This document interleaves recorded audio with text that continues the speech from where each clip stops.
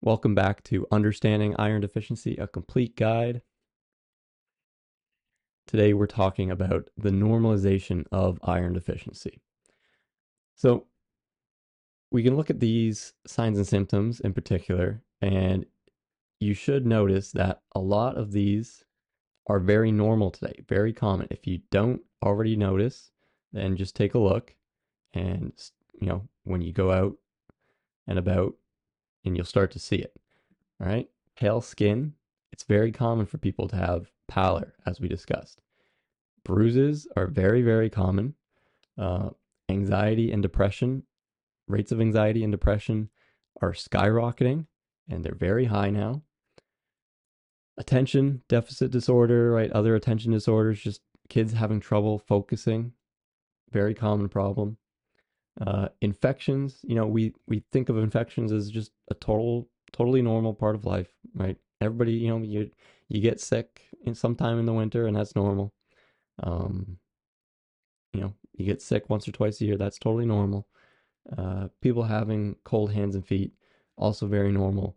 And with all of these things,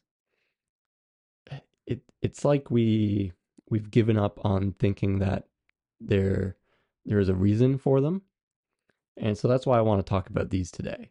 Um, so some of these symptoms they're just so common that we don't even think of them as health problems anymore. We don't even think of them as as physical health problems. We just think that they exist, right? Whereas, you know, at least I feel this way. 100 years ago, people might have been more in tune with their physical health. And like somebody 100 years ago, you could picture them saying like, "Oh, he was a sickly man and had bruises all over his arms and legs, and he was constantly coughing." And they would just straight up point out that somebody was sick, right? They could tell. They didn't need a blood test, or they didn't need an official diagnosis to to recognize what sickness is. You can see it with your eyes if somebody is sick or how healthy they are to a certain degree, right? You can't see everything. Um, but yeah, these problems, they're very, very common today.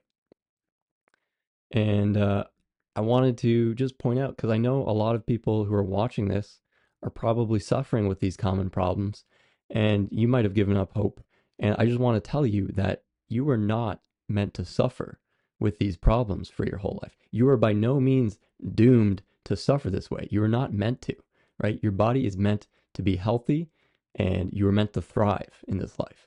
And if you have anxiety and depression, you are not doomed to having anxiety and depression your whole life.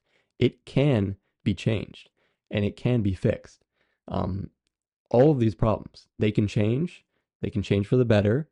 And the amazing thing about your body is that if you give it what it needs, it will improve. It will just do its thing. You don't have to do anything except give your body what it needs. And I think this is a cultural problem. I think we need to step back. We need to start viewing things differently. We need to have a more holistic sense of health, and we need to have some respect and reverence for the human body and how amazing and incredible it is that if you give it what it needs, it will do everything you need it to do, right? With very few exceptions.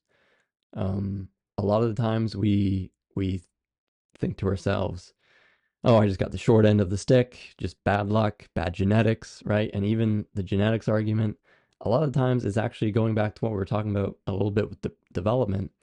A lot of times it's just that you weren't well nourished while developing, right?